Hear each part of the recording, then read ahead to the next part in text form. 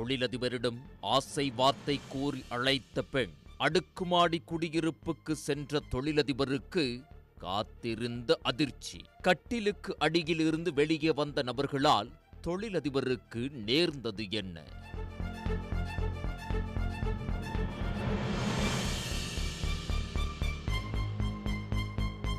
சென்னை ஓட்டேரி பகுதியைச் சேர்ந்தவர் 50 வயதான தொழிலதிபர் சார்லஸ். இவர் மசாஜ் சென்டர் ஒன்றிற்கு செல்லும் போது அங்கு பெண் ஒருவரின் பழக்கம் ஏற்பட்டுள்ளது. அந்த பெண்ணின் மூலமாக வேறொரு பெண் சார்லஸுக்கு அறிமுகமாகி உள்ளார். அறிமுகமான அந்த பெண் சார்லஸிடம் அடிக்கடி தொலைபேசியில் பேசி வந்துள்ளார்.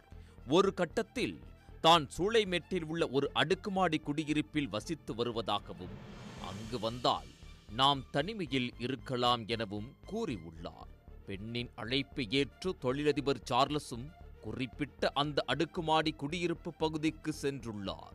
அங்கு சென்றதும் உள்ளே காத்திருந்த பெண்ணிடம் கட்டிலில் அமர்ந்து பேசிக் கொண்டிருந்தார் சார்லஸ்.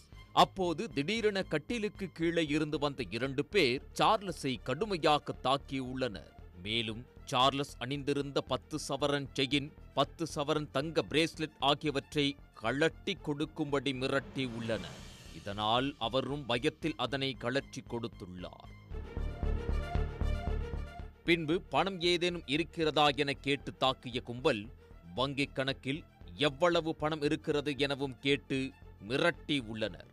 இதன்பின் கூகுள் பே மூலமாக சுமார் 40,000 ரூபாயை அவர்களுடைய வங்கிக் கணக்கில் அனுப்பி வைக்கும்படி மிரட்டி அதனையும் பெற்றுக் கொண்டுள்ளனர்.